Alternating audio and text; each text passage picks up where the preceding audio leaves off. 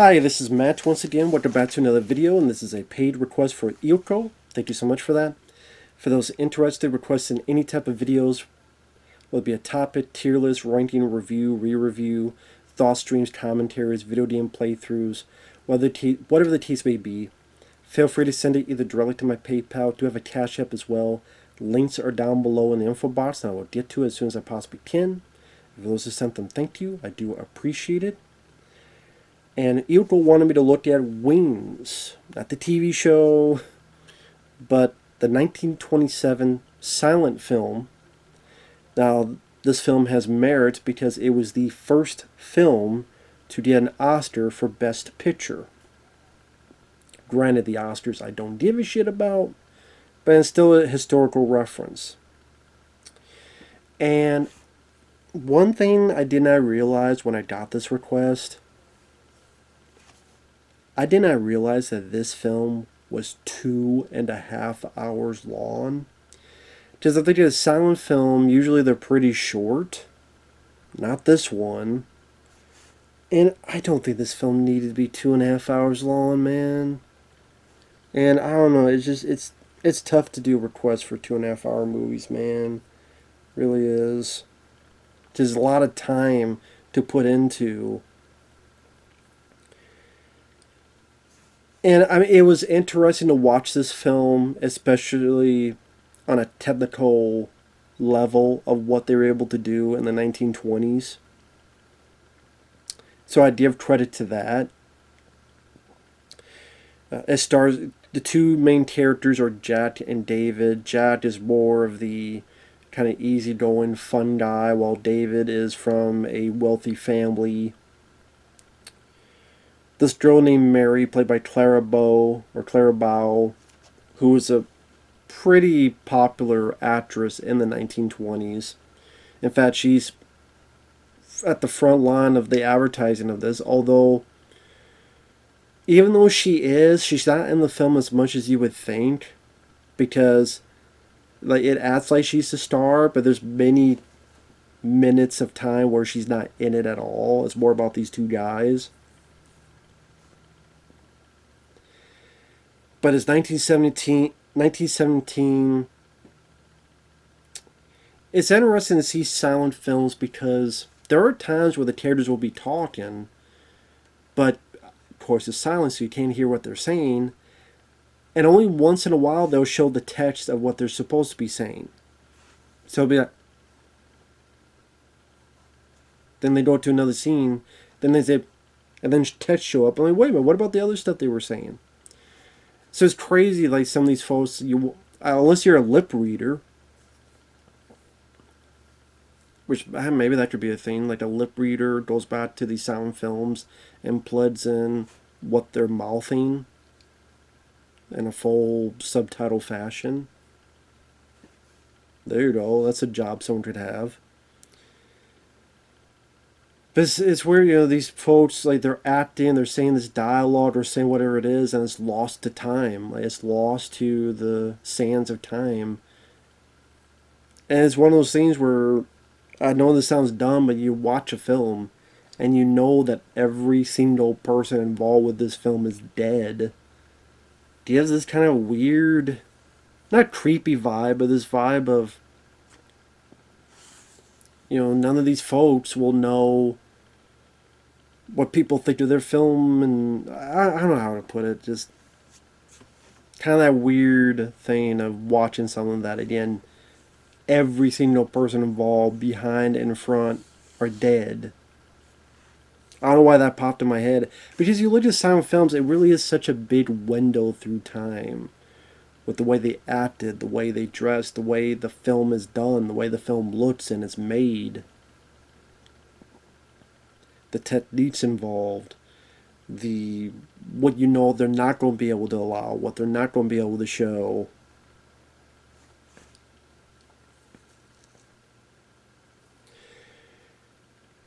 Now, this is a war film, obviously.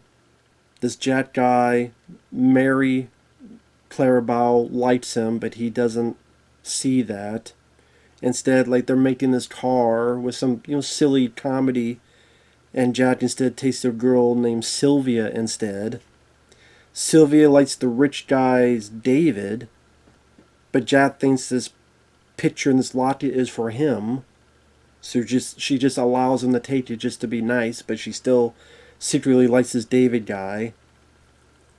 Eventually, Jack and David meet during aviation testing and training. And it's interesting to see what kind of comedy you have back to the day. Like, there's this one guy, major supporting character, who signs up, and I don't know what you call it, the recruiter, or what, like, punches him in the face. And when the guy falls, he's like, wait, and he puts his shirt up, and he's got, like, the stars and stripes, USA flag and everything, a tattoo. And it's like, oh. And it's interesting to see how things worked back then, like aviation training, the antiquated facilities, antiquated equipment they use for training and flying. Or there's like a row of people with guns and they're shooting these dummy planes to test on how to shoot them from the sky. Or even train how to fight. And Jack and David had a hard time going against each other. They fight. And, eventually become friends. Just, that's how it worked back to the day. You beat the shit out of each other, and then you have a drink with each other and become friends, and that's how it was back to the day. Gary Cooper is in the film, which I didn't expect. Of course, Gary Cooper, who I think won the Oscar for High Noon, and of course John McClane references him in Die Hard. That's Gary Cooper, asshole. Enough jokes. But he's not in the film too much. He's in it long enough for him to die. But I will give the biggest credit to this film on the way it was filmed. The way it was made. Because it is incredibly ambitious for its time period. Just, they show the trenches, and they show these dogfights in these planes. And I'm watching going, how the hell did they do this in 1927? Nowadays, we just assume with the advanced work of, well, nowadays it'd be CGI, special effects, or just equipment they're able to show planes. But here there's wide shots of hundreds of people and troops going down the field. There's the dogfights where you're there's wide shots of the camera where you see planes kind of dance around each other and one shooting the other, and the firefights happen, and you see one plane with smoke going down. And you're sitting there going, how the hell did they do this back then? Jack has a dogfight with this bigger plane, and you see like up close shots of the plane, and obviously they can't be that violent, so they do like this as if they got hit. And up close shots of bullet holes going into the plane, and again you're sitting there going, how the hell did they film some of this stuff? Where it really does seem like they're in the air. And I'm trying to see if it says here about how the director credit William A. Wellman directed the film, and I keep calling them Jack and David, but the actors' names are Charles Buddy Rogers as Jack Powell and Richard Arlen as David.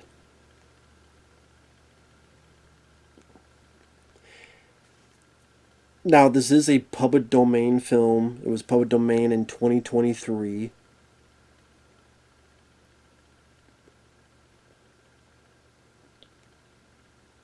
As it says here, the director was hired as he was the only director in Hollywood at the time who had World War I combat pilot experience. Shot on location on a budget of $2 million, which would have been $28 million in 2023. At Kelly Field in San Antonio. 300 pilots were involved in the filming, including pilots and planes of the U.S. Army Air Corps. The Battle of St. Mihiel was rehearsed over 10 days with some 3,500 infantrymen on a battlefield made for the production on location.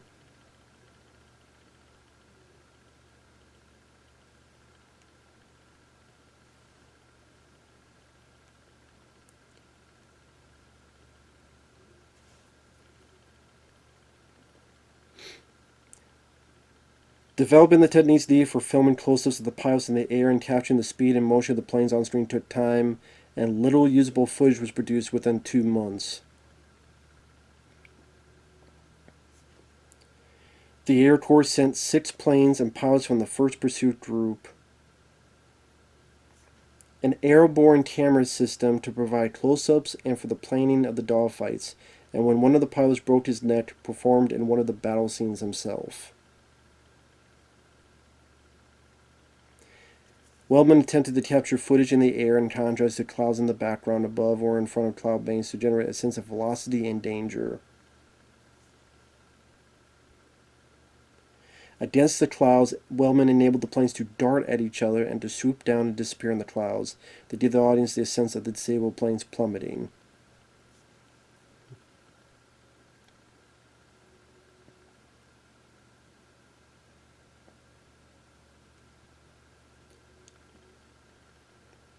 Again, it's just crazy what they're able to deal with from back then. Now, again, I don't think this film needed to be 2.5 hours long. Because you get in the training, then it's either Jack and David fighting these planes, and David's fighting these 2 smaller ones, and Jack's fighting this bigger one and brings it down. They're relaxing in, I think, like Paris or somewhere at one point, and Jack is drunk, and there's Mary and doesn't realize it's her, even though she likes him. This is the big battle where you see people in the trenches and people firing at each other, and David gets shot down. He's thought to be dead. This is after a fight Jack and David had, so Jack feels guilty, but he's pissed off, and he goes on a mission, and he goes on to tear this Jack guy on this plane. There's this bit where he shoots across his road and shoots up this car with these bad guys in it. There's this group of artillery that are shooting at the men on the ground. He goes by and shoots at them to help the guys who are pinned down. Then you have the tragic bit at the end, spoilers, heavy spoilers, where David finds a plane, but it's a bad guy plane, but he finds a plane. Jack doesn't know that's David in that plane. He just sees, the plane itself, that it's one of the enemy's planes. Shoots at it, it crashes, finds his buddy's dying, and says, "Don't worry about it, it's not your fault." And I know a lot of people put in like a whole lot of homoerotic text to this because the way how close they are and this and that, and obviously with films they want the acting because it's silent, so the reactions have to be much more exaggerated and much more expressive and much more movement. Like, not to be subtle, but you have to be more movement because you have to really sell it, because there's not going to be sound. Crying, whimpering, tone of voice to sell this thing. So you really got to sell with your actions and your physicality. But if you look up, like, oh, there's a homoerotic and this and that, it's like, whatever, dude.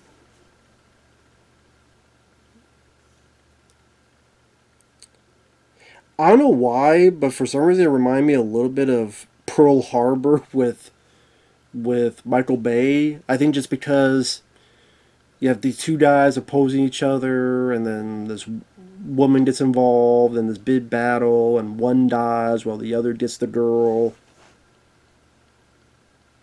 Only the Sylvia girl, maybe that's just me, but sometimes it feels as if she gets forgotten and like disappears. And Mary, I did the bid star Clara Bow. Sorry, I'm not sure how to pronounce her last name. she gets in the military to be kind of like an ambulance driver, but then when Jack is drafted, she tucks him in. Some officers come in and think she's doing up to no good, and she gets kicked down. Then you don't really see her ever again until the end. So that's what I mean. Like for considering this girl is known as like the big star of the film, she doesn't really have a whole lot to do at times. Because yeah, if you look at some posters, like right then and there, she's right in front.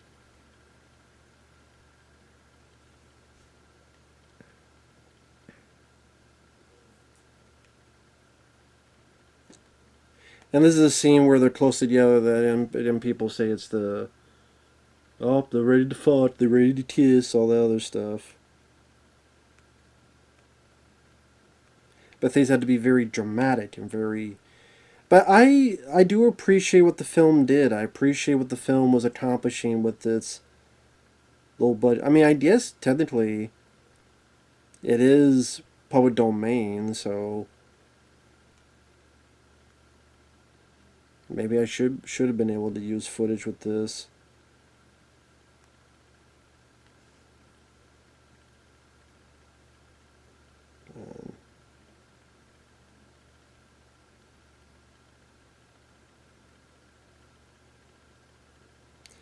But I'm just interested in what they were able to do for what little they had back then.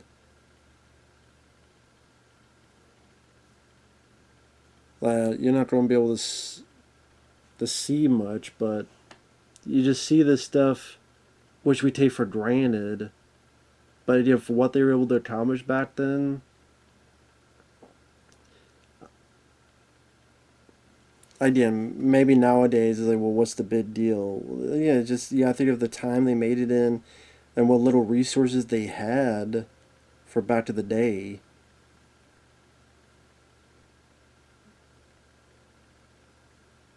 So I do appreciate what they were trying to do, what they were accomplishing. So at the very least, I'm glad I saw this at least once for that type of stuff.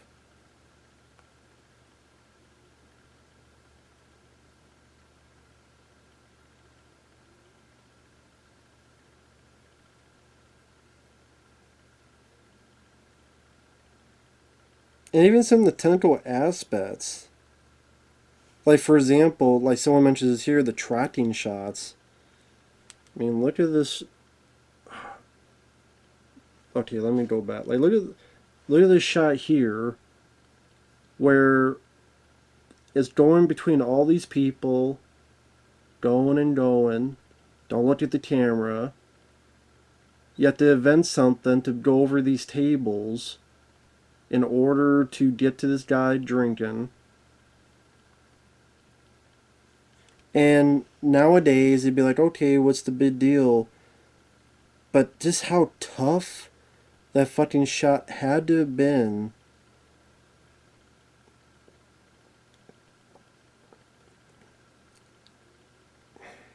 I guess you just maybe have to be someone like me that just realizes just how fucking tough this stuff is to accomplish and just what they were able to do. I mean, nowadays Top Gun Maverick and stuff, you watch that, but again, you watch this stuff and it's just fucking insane.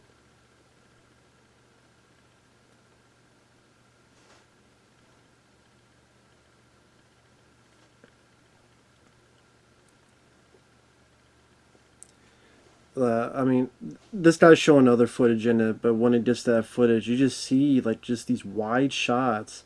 Like, these are real planes going about, and these close calls, and look at that, like, among the clouds there.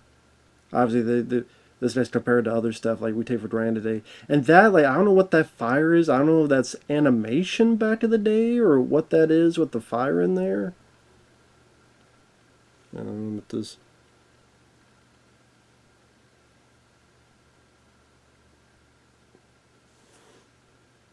Giving some info on the film. But he's going to show some footage in a bit here. Yeah, right there. And I'm just like, what is that fire stuff? Like, how did they accomplish that? And then, like, it may not be anything to people out there, but to me, it just the technical prowess of it. I really do appreciate in some of these dogfight scenes.